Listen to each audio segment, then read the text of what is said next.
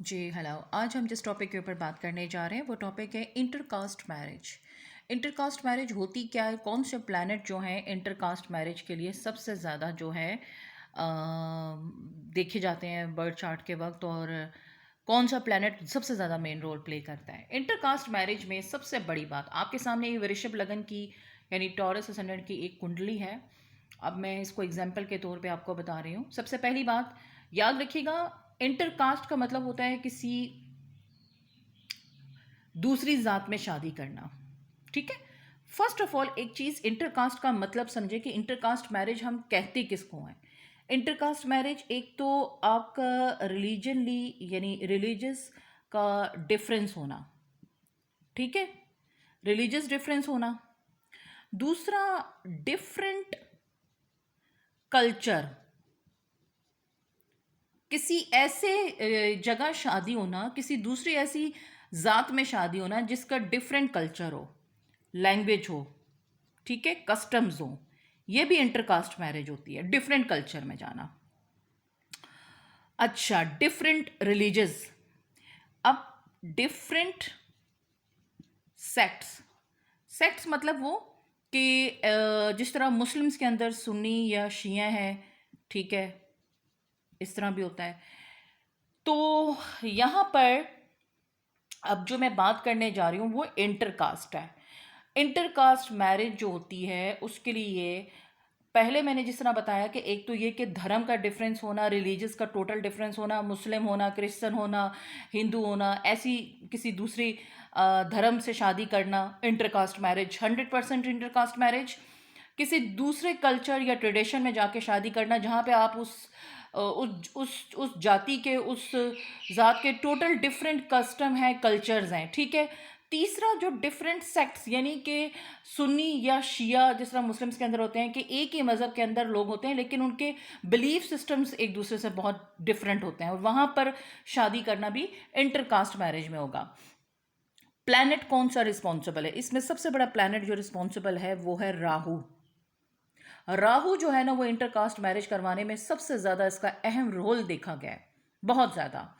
राहु का 11 हाउस में, अगर राहु आपके बर्थ चार्ट में 11 हाउस में बैठा हुआ है, ठीक है, क्योंकि 11 हाउस से वो क्या करेगा, डायरेक्टली अपनी दृष्टि डालेगा, एस्पेक्ट करेगा 7 हाउस को।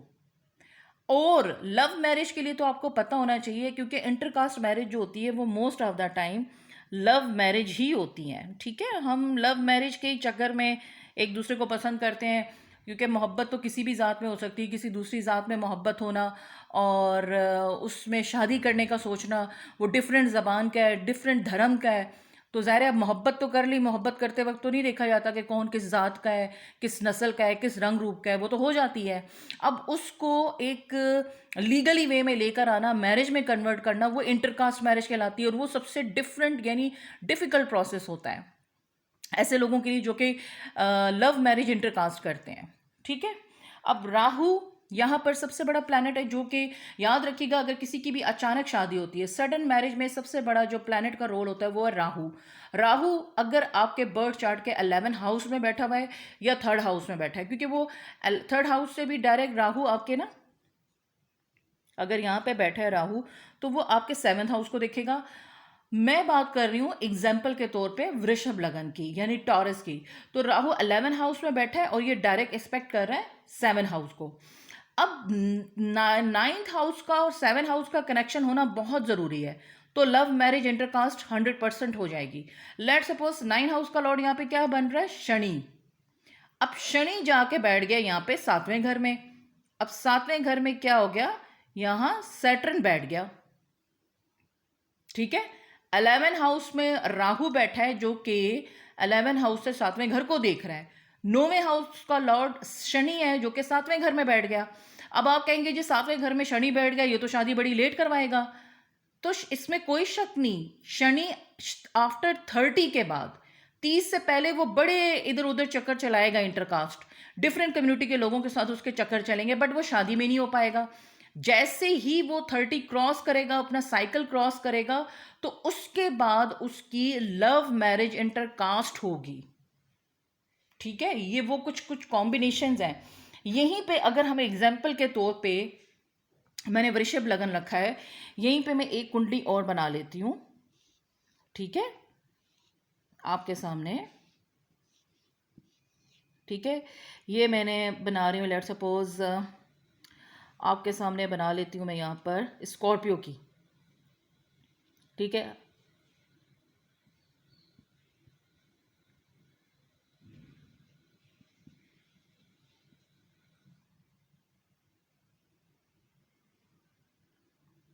7।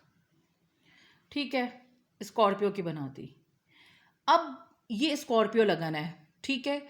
अब यहाँ पर 9th हाउस का लॉर्ड क्या बन रहा है? मून। मून 9th हाउस का लॉर्ड है, वो यहाँ पर चला जाए 7th हाउस में, यानी 9वें घर का लॉर्ड 7वें घर में चला गया, मून। तो ये क्या कॉम्बिनेशन हो गया? लव मैरिज का।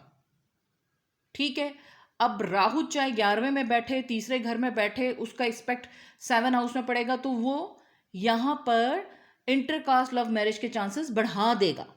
ठीक है, 9th हाउस के लॉर्ड का कनेक्शन 7 हाउस से या 5th हाउस के कनेक्शन 7 हाउस से हो। याद रखिएगा, मैं यहाँ पे बता रही हूँ, यहाँ पर ये बड़ा क्लियर मैं लिख के बता रही हूँ। 9th हाउस लॉर्ड का कनेक्शन 7th हाउस से हो या 5th हाउस लॉर्ड का कनेक्शन 7th हाउस से हो, तो लव मैरिज होने के चांसेस होते हैं। और अगर यहाँ पे राहु 11वें घर में, तीसरे घर में बैठ के 7वें घर को देख रहा हो, 7th हाउस को देख रहा हो, तो वो इंटरकास्ट के जो चांसेस है वो बढ़ा देगा। अब आप ये सोचते होंगे कि राहु अगर पहले घर में बैठे तो तब भी तो 7th हाउस को देख रहा होगा, तो इंटरकास्ट मैरिज क्यों नहीं हो सकती? देखिए, राहु जब पहले घर में बैठेगा तो केतु 7वें घर में बैठेगा, और 7वें घर में जब केतु बैठेगा तो वो इंटरकास्ट जो लव मैरिज होनी है उसके चांसेस थोड़ा डिले कर देगा। उसका रीज़न ये है कि केतु जब 7वें घर में आएगा, तो first of all Ketu 7th house में जब आता है तो इंसान को सम टाइम ऐसे लोग जो है उनका शादी में इंटरेस्ट नहीं होता, उनको उनका आइडियल पार्टनर नहीं मिलता, मैरिज में सेटिस्फेक्शन ही नहीं मिलती। कभी कभार ऐसी जिम्मेदारियां, परेशानियां आना कि वो शादी से दूर हो जाते हैं। कभी कभार उनके घर की रिस्पॉन्सिबिलिटी होना, या उनके कैरियर को लेकर, या अपनी लाइफ में उनका कोई ऐसा गोल होता है कि जिसकी वजह करके वो कहते हैं जी अभी शादी नहीं करनी, अभी नहीं करनी। तो वो यानी मटेरियलिस्टिक नहीं होते, और शादी के अंदर इमोशनल अटैचमेंट नहीं होती। जब आपके अपने पार्टनर से इमोशनल अटैचमेंट ही नहीं है तो आप इंटरकास्ट मैरिज कैसे करेंगे? आप शुरू में देखें, केतु जब भी 7 हाउस में आता है, शुरू में आप अपने लव अफेयर में बड़े पैशनेट होंगे, या तो आप या आपका पार्टनर 6 महीने, साल बाद वो आपसे बोर हो जाएगा। आप कहेंगे ये क्या हो गया? आप साल 2 साल उसके साथ रिलेशनशिप चलाएंगे, लेकिन जब कमिटमेंट की बात आएगी, मैरिज की बात आएगी, तो केतु 7 वाले क्या करते हैं? वो कहते हैं यार इसके साथ शादी करनी है, नहीं अभी मेरा शादी करने का मूड नहीं है। यानी अच्छा वाला लव रिलेशनशिप चलाकर इजीली बोर हो जाना, उसको एक कमिटमेंट, एक यानी कि उसको एक लीगली मैरिज में ना आना। अब राहु तो 7वें घर को देख रहा है, लेकिन केतु 7वें घर में बैठ के उसके चांसेस को कम कर रहा है, क्योंकि वो डिटैच हो रहा है। वो लव में आएगा, वो डिफरेंट कम्युनिटी की लड़कियों के साथ चक्कर लगाएगा, या लड़की या लड़कों के साथ लगाएगी। जब बात आएगी शादी की तो उसके इमोशंस ही नहीं होंगे, वो फैसला ही नहीं ले पाएगी। तो इसलिए राहु का 11 हाउस से 7 हाउस को देखना, या 3rd हाउस से 7 हाउस को देखना, यहां चांसेस जो हैं आपके इंटरकास्ट लव मैरिज के बढ़ा देता है। और एक चीज और कहना चाहूं कि इंटरकास्ट लव मैरिज तब भी हो जाती है जब आपके 7 हाउस का लॉर्ड 12 हाउस में बैठ जाए। यानी 7 हाउस का लॉर्ड जब 12 हाउस में बैठता है तो ये भी एक तरह की इंटरकास्ट मैरिज ऐसे करवाता है कि 7वें घर का लॉर्ड, जैसे यहाँ पे 7 हाउस का लॉर्ड क्या है? मार्स है, वो 12वें घर में बैठ जाए, तो यहाँ 12 हाउस में यानी मार्स आके बैठ गया, तो होगा क्या कि लड़की हो या लड़का हो, स्पेशली लड़कियों के केस में कहूं कि 7 हाउस का लॉर्ड जब 12 हाउस में बैठता है तो इसकी शादी किसी डिफरेंट कल्चर में, डिफरेंट कम्युनिटी में होती है। लेट सपोज 7वें घर का लॉर्ड यहाँ पर मार्स बन रहा है और वो 12वें घर में बैठा है। अब इस लड़की की शादी जो है वो out of city, out of country होगी, लेकिन डिफरेंट कल्चर, कस्टम, कम्युनिटी के लोगों में होगी। अगर ये पंजाबी है तो वो पठान हो सकते हैं। Language difference, culture difference, custom difference, city का डिफरेंस, कंट्री का डिफरेंस, तो ये भी इंटरकास्ट मैरिज ही है। तो उम्मीद करती हूँ आपको आज मेरी इंटरकास्ट मैरिज की जो वीडियो है वो आपको कुछ समझ आई हो। ठीक है। और एक चीज़ और भी जानने से पहले मैं पॉइंट क्लियर कर दूं कि सैटर्न किसी के भी बर्थ चार्ट में जब 7 हाउस में आता है, आप देखिएगा बड़े बड़े स्लैब्स हैं, 7 हाउस में जब शनि आता है तो ये भी कहीं ना कहीं आपकी लव मैरिज किसी डिफरेंट कम्युनिटी और कल्चर में करवाता है। बहुत देखा गया है। अगर लेट सपोज यहाँ पर राहु 11 हाउस में बैठा है और शनि 7वें घर में बैठा हुआ है, तो ये भी आपकी इंटरकास्ट मैरिज करवा देगा, क्योंकि शनि जब भी 7वें घर में बैठता है तो चांसेस बहुत ज़्यादा होते हैं कि ऐसे बंदों की शादी किसी दूसरी कल्चर में होना, किसी दूसरे धर्म के लोगों में होना। और शनि जब 7वें घर में होता है, ये शादी सम टाइम अर्ली भी करवाता है और लेट भी करवाता है, लेकिन most of the time cases में देखा गया कि सैटर्न जब 7 में जाता है तो ऐसे लोगों की शादी जो है वो लव मैरिज होने के भी चांसेस बहुत ज़्यादा होते हैं, और इसके साथ साथ डिफरेंट कम्युनिटी या कल्चर में होने के भी चांसेस बढ़ा देता है। जिस सैटर्न को लोग बहुत बुरा वाला कहते हैं, इवन सैटर्न 7 में बहुत ज़्यादा लव मैरिज इंटरकास्ट देखी गई हैं।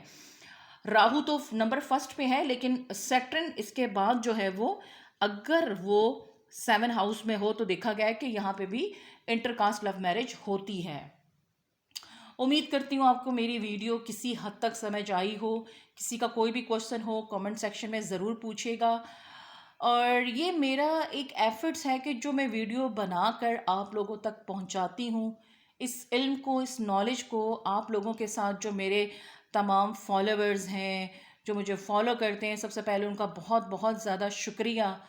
और जो मेरी वीडियोस को बहुत ही जिसे कहते हैं डिटेल से देखते हैं और मुझसे क्वेश्चन करते हैं, कोई भी क्वेश्चन हो आप लोग मुझे कमेंट सेक्शन में पूछ सकते हैं। इंशाल्लाह मेरी पूरी कोशिश होगी आपको वक्त पर रिप्लाई किया जाए।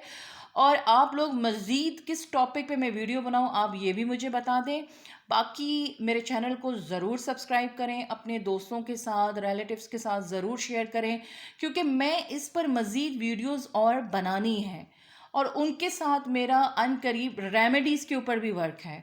अगर मेरी वीडियो बनाने से, मेरी रेमेडीज़ देने से आप लोगों की लाइफ में किसी भी किस्म की मुश्किलात का हल निकल आता है, इससे बढ़कर मेरे लिए कोई ब्लेसिंग नहीं है। क्योंकि मेरा मकसद है अपनी इल्म को फैलाना और इसके साथ साथ वो तमाम रेमेडीज़ अकॉर्डिंग टू एस्ट्रोलॉजी देना, जहाँ तक हो सकता है मैं लोगों की मदद कर सकूं। अगर मेरी बताई हुई किसी रेमेडी से किसी भी कोई भी ऐसी जो मतलब हम कहते हैं टिप है, उससे किसी की भी लाइफ में कोई खुशी आती है, प्रॉब्लम उसका सॉल्व होता है, इससे बढ़कर और कोई ब्लेसिंग नहीं है। क्योंकि लोग बहुत परेशान हैं, मेरे पास एक दिन में बहुत सारे क्लाइंट्स आते हैं, तो मैं उनके बर्थ चार्ट देख रही होती हूँ और वो बहुत सारी रेमेडीज़ कर करके थक जाते हैं। लेकिन कोशिश यही होती है कि उनको सही रेमेडी बताई जाए, मेन कॉज रूट पे जाया जाए और उस चीज़ को स्लोली स्लोली ख़त्म करके उनकी लाइफ में वो तमाम हैप्पीनेस दी जाए। बाकी अगर किसी को भी अपना बर्थ चार्ट से रिलेटेड या जायचा बनाने से रिलेटेड अगर उसे पर्सनल कंसल्टेशन चाहिए, तो वो मेरी पेड कंसल्टेशन है। फेसबुक का लिंक डिस्क्रिप्शन में है, ईमेल का भी लिंक मेरे डिस्क्रिप्शन में है। थैंक यू सो मच आप लोगों का वीडियो देखने का, वॉच करने का और चैनल का सब्सक्राइब करने का। Thank you.